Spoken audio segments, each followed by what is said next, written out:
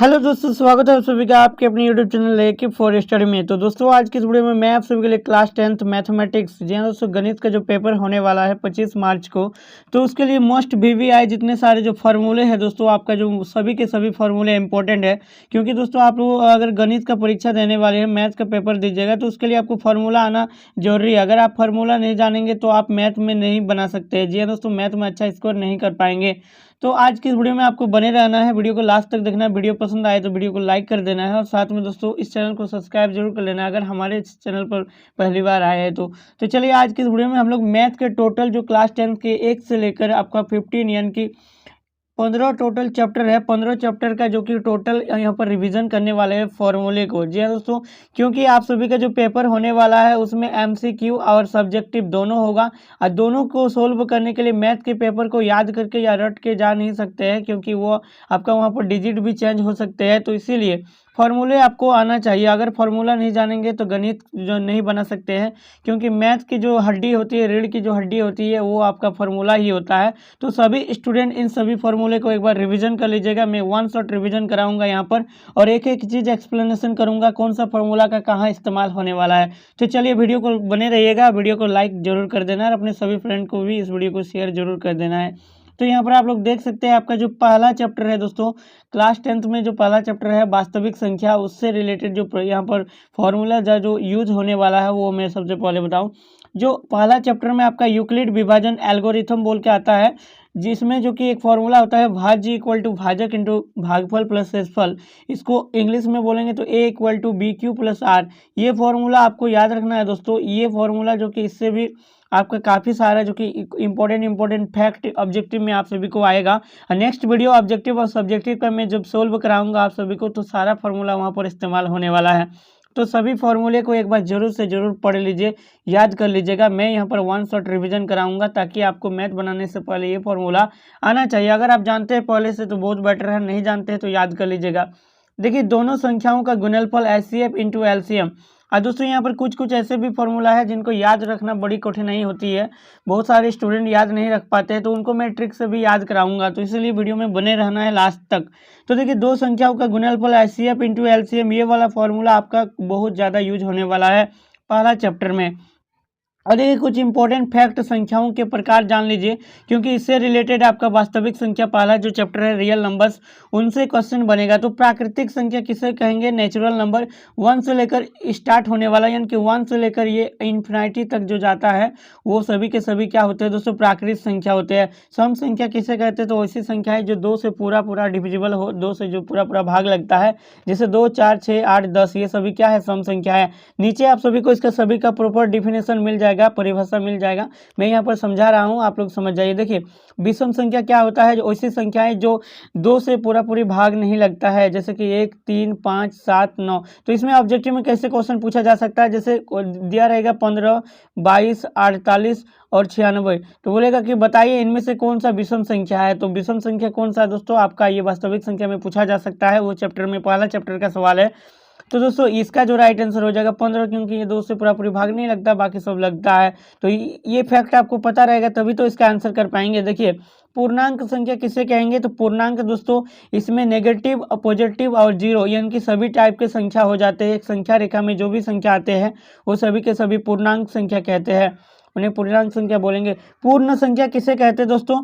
प्राकृतिक संख्या में अगर जीरो जोड़ दिया जाए, यानी कि 0, 1, 2, 3, 4, जीरो से स्टार्ट होकर अनंत तक, ये सभी संख्याएं क्या होते हैं? पूर्ण संख्या, इंग्लिश में होल नंबर कहते हैं। नेक्स्ट आपका है भाज्य संख्या। भाज्य संख्या क्या होता है? ऐसी सभी संख्याएं जो स्वयं से तो भाग लगेगा और उस नंबर 1 से भी लगेगा और किसी और से भी भाग लगता है, वो सभी भाज्य संख्या कहलाते हैं। जैसे 4, 1 से भी चलेगा, 2 से भी चलेगा, 4 से भी चलेगा, इनकी 2 से ज़्यादा से जो चलने वाला संख्या होती है जो डिविजिबल होता है। जैसे 6, 8 को अगर लिया जाए तो 2 से चलेगा, 4 से चलेगा, 8 से चलेगा, 1 से भी चलेगा। तो ये आपका क्या है? भाज्य संख्या है। जैसे अगर मैं 7 का बात करूं तो ये 1 से चलता है, 7 से चलता है, तो ये अभाज्य संख्या है। तो यहाँ पर अभाज्य संख्या नीचे दिया गया है। देखिए 2, 3, 5, 7, 11, ये सभी 1 से चलेगा और स्वयं के अलावा किसी और संख्या से नहीं चलता है। 100 अभाज्य संख्या क्या होता है दोस्तों? 100 अभाज्य संख्या, इसमें दोनों के दोनों क्या होगा? अभाज्य होगा। देख सकते हैं 5 और 7, यहाँ पर 2 और 3, ये सभी क्या है, सौ अभाज्य संख्या। परिमेय संख्या किसे कहते हैं, तो परिमेय संख्या ऐसी सभी संख्याएं जिन्हें p बाई क्यू के रूप में यानी कि p बाई क्यू के फॉर्मेट में लिख सकते हैं और q इज नॉट जीरो यानी कि नीचे जीरो नहीं होना चाहिए। जैसे कि आप सभी रूट चार परिमेय संख्या है, क्योंकि ये रूट से बाहर निकल जाएगा तो 2/1 हो जाएगा, तो यानी कि इसको p बाई क्यू के रूप में लिख पाएंगे, तो ये है 7/5, ये भी p बाई क्यू के फॉर्मेट में हो रहा है, तो ये आपका क्या है, परिमेय संख्या है। अपरिमेय संख्या जिनको p बाई क्यू के रूप में नहीं लिखा जा सकता है, जैसे √5, √7, √11, √13, ये सभी क्या है, अपरिमेय संख्या है। तो क्वेश्चन आपको बनाने आएगा या ऑब्जेक्टिव में भी पूछा जा सकता है कि बोलेगा √13 ये क्या है, अपरिमेय है या परिमेय है। क्वेश्चन ऐसे भी दिया रहेगा 2√5 ये परिमेय है या अपरिमेय है, तो आपको बताना है। इस टाइप के सवाल सारे के सारे मैं ऑब्जेक्टिव कवर करा दूंगा इस वीडियो में, आप सभी को सारा फॉर्मूला बता रहा हूँ। नेक्स्ट वीडियो जो आपका मोस्ट VBI इंपॉर्टेंट ऑब्जेक्टिव और सब्जेक्टिव दोनों का मिलेगा। देखिए वास्तविक संख्या, तो वास्तविक संख्या में रूट वाला जितना सारा √4, √11, 4/7, 1/6, ये सभी क्या है, वास्तविक संख्याएं हैं। और वास्तविक संख्या में जो माइनस में आता है, रूट के अंदर माइनस में रहेगा, तो ये सभी क्या है, आपका वास्तविक संख्या है। तो देखिए सभी का डिफिनेशन प्रॉपर यहाँ पर पढ़ लीजिएगा। ये PDF आप सभी को हमारे टेलीग्राम चैनल पर प्रोवाइड कर दिया जाएगा, तो बेशक टेलीग्राम ज्वाइन कर लीजिएगा। तो ये सारा का सारा डिफिनेशन है, मैं यहाँ पर आप लोगों को ऊपर में ही समझा दिया हूँ, आई होप कि समझ गए हैं। अगर आप याद करना चाहते हैं तो इन्हें पढ़ लीजिएगा और बेटर रहेगा। चलिए नेक्स्ट चैप्टर है आपका बहुपद, पॉलिनोमियल्स में जो फॉर्मूला यूज होगा। देखिए बहुपद क्या होते हैं दोस्तों, बहुपद को हम लोग इस तरह से लिख सकते हैं, a0 a1x plus a2x square dot dot करके an x1 के रूप में रहने वाले व्यंजक को ही तो हम लोग क्या कहते हैं, बहुपद कहते हैं, पॉलिनोमियल। यानी कि ax करके जो होता है ax प्लस bx स्क्वायर, यानी कि ये सभी के सभी क्या होते हैं, बहुपद होते हैं। ax plus bx square plus c equal to 0, ये आपका क्या है, एक बहुपद का सिंबल है। देख सकते हैं यहाँ पर जहाँ a1 a0 a1 a2 dot dot an अचर वास्तविक संख्या है, यानी कि ये सभी नंबर होते हैं, या इसके आगे क्या होते हैं, नंबर होते हैं, और n पूर्ण संख्या होल नंबर होते हैं। चलिए बहुपदों का घात, देखिए बहुपदों का घात डिग्री ऑफ पॉलिनोमियल्स क्या होते हैं, बहुपदों में चर का महत्तम घात पावर बहुपद का घात कहलाता है। जैसे 3x स्क्वायर प्लस 4 में रखे घात, तो क्या जिसमें देखिए चर का महत्तम घात मतलब सबसे ज़्यादा जो पावर रहेगा वही इसका घात होगा, तो इसमें सबसे ज़्यादा पावर क्या है, 2 है, तो 2। एक एग्जांपल लेते हैं 3x square plus 2x plus 1,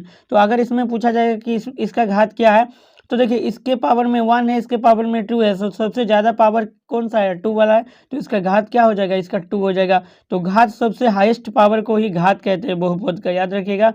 शून्य बहुपद किसे कहेंगे, तो px इक्वल टू 0 को शून्य बहुपद कहते हैं, इसका घात बताया नहीं जा सकता, मतलब जिसमें घात नहीं रहता है।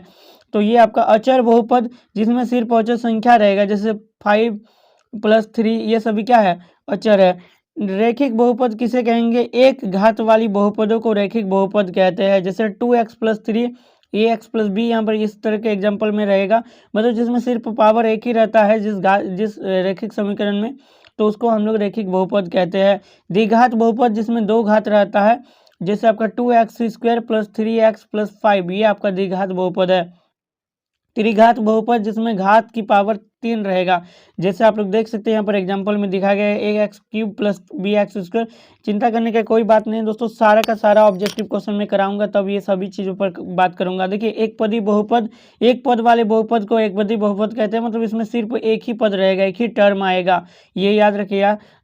आपको याद रखना है दोस्तों। द्विपदी बहुपद जिसमें 2 पद रहता है, जैसे x प्लस 3 हो गया और x प्लस वाई, ये सभी 2 पद अलग अलग रहेगा, द्विपदी होगा। त्रिपदी बहुपद क्या होते हैं, जिसमें 3 पद होता है, देख सकते हैं 3 पद अलग अलग है।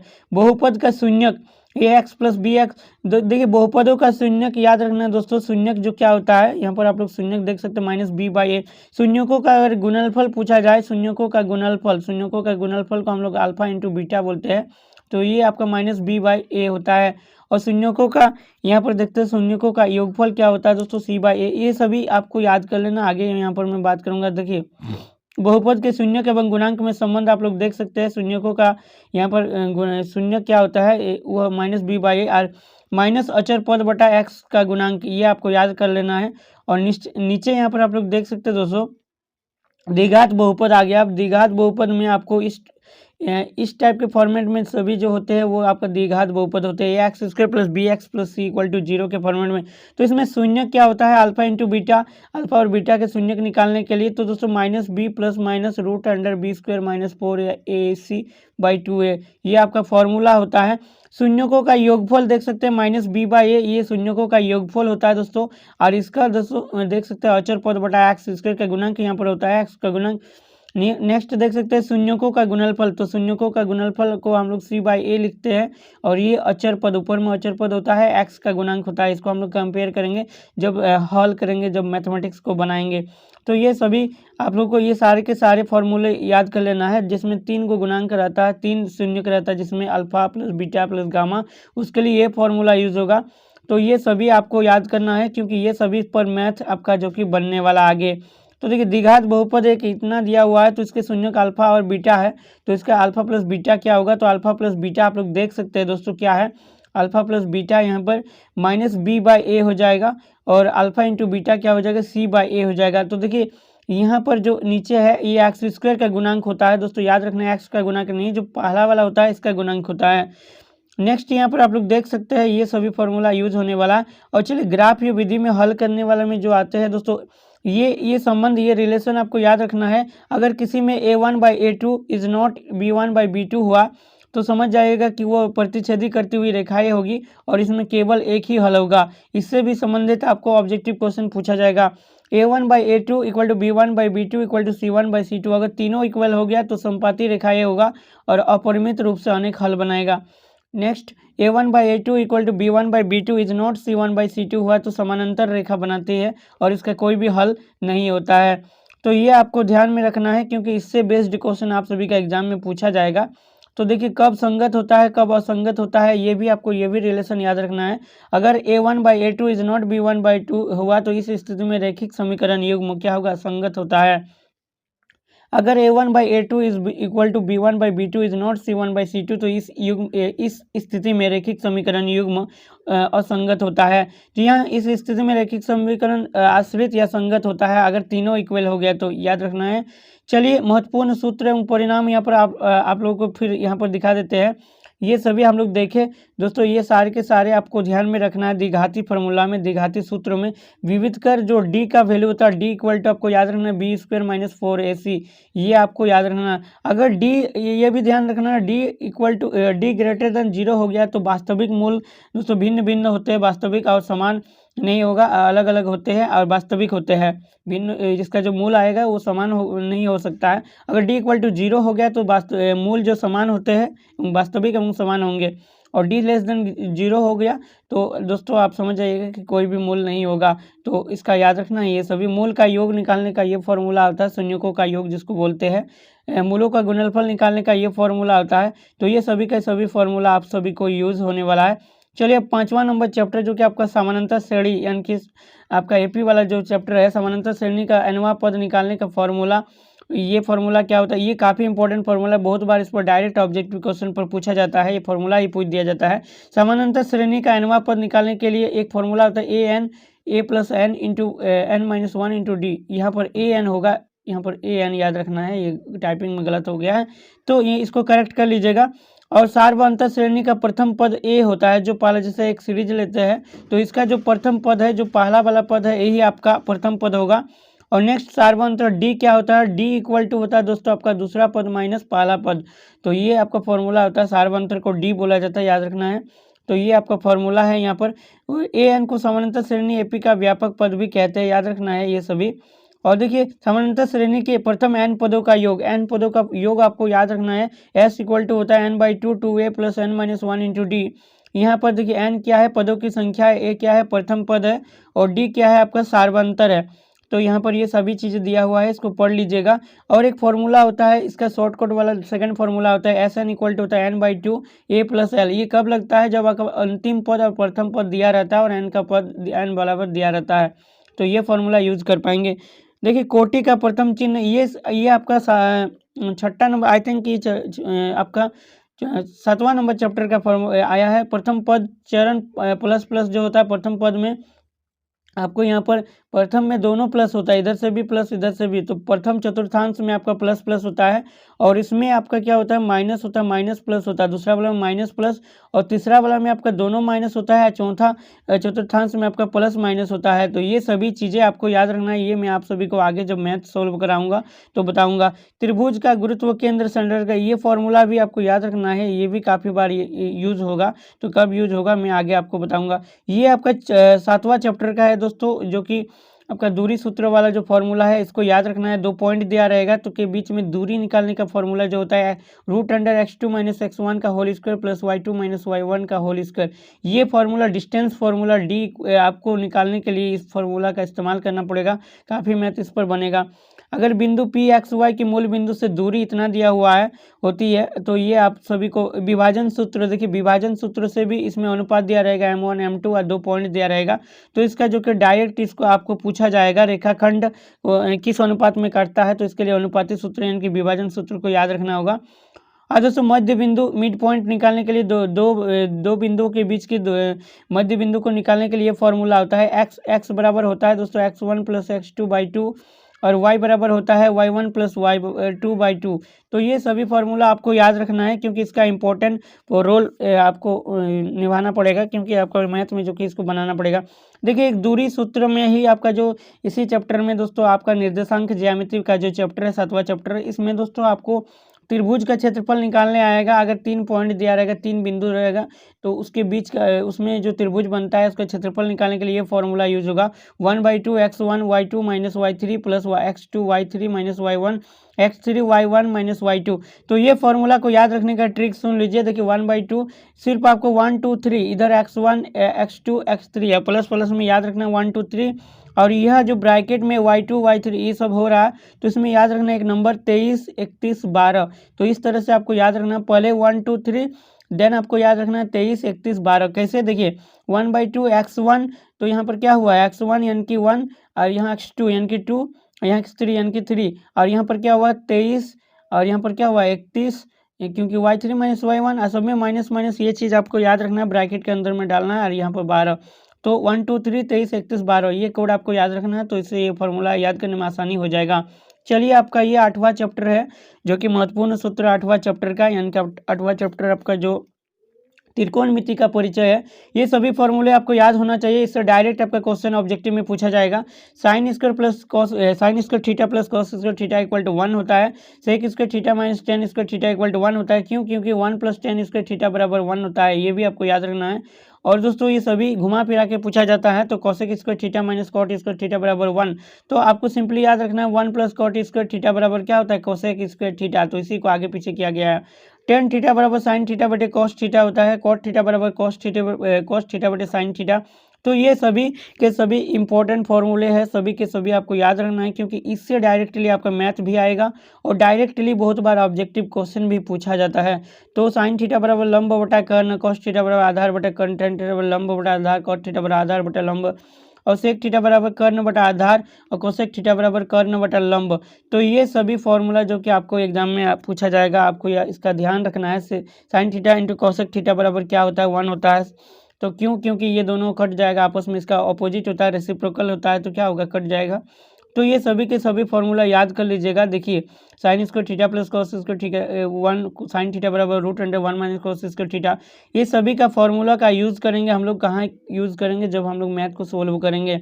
तो आगे देखिए ये साइन वैल्यू भी आपको याद रखना है, थीटा का जो साइन थीटा का, तो यानी कि त्रिकोणमितीय अनुपातीय मान को याद रखना है। साइन 30 डिग्री का मान कितना होगा, साइन 0 डिग्री का मान क्या होता है, कॉस 60 डिग्री का मान कितना होगा। क्योंकि ये मान अगर ये वैल्यू याद रहेगा तभी कुछ कुछ क्वेश्चन बना पाइएगा इसका, जो कि बहुत ही आसान रहता है। अगर ये याद कर लेते ये चार्ट, इसका भी एक ट्रिक भी बनानी है, उस वीडियो का लिंक आई होप कि इस वीडियो में आपको मिल जाएगा, तो उसको देख लीजिएगा। ये सारा वैल्यू कैसे याद रखेंगे। नेक्स्ट आपका जो फॉर्मूला जिसका जरूरत पड़ेगा वो आपका क्षेत्रमिति। देखिए क्षेत्रमिति में काफ़ी सारा इंपॉर्टेंट फॉर्मूला का जरूरत पड़ता है। घन का पृष्ठ क्षेत्रफल बराबर 6 इंटू भुजा होता है।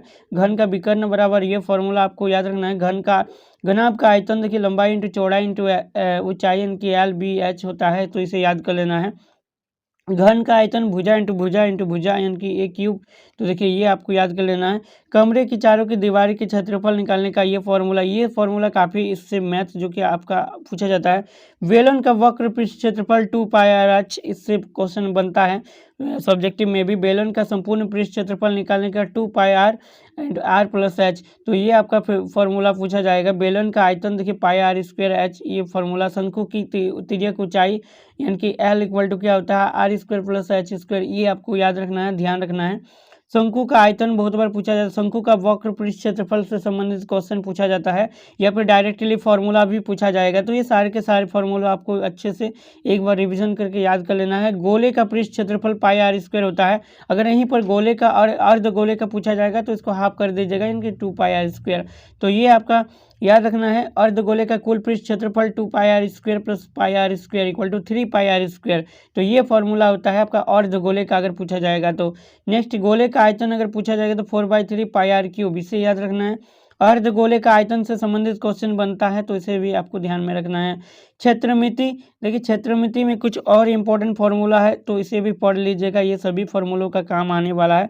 समचतुर्भुज का क्षेत्रफल, समलंब चतुर्भुज का क्षेत्रफल, वृत्त की परिधि, त्रिज्यखंड के चाप की लंबाई, इससे संबंधित काफ़ी सारे ऑब्जेक्टिव क्वेश्चन पूछा जाएगा जो कि बहुत ही सिंपल और बहुत ही आसान होता है। अगर फार्मूला आपको याद रहेगा तो धड़ाक से आप उन सभी सवालों को कर सकते हैं एकदम बिना टाइम लगाए।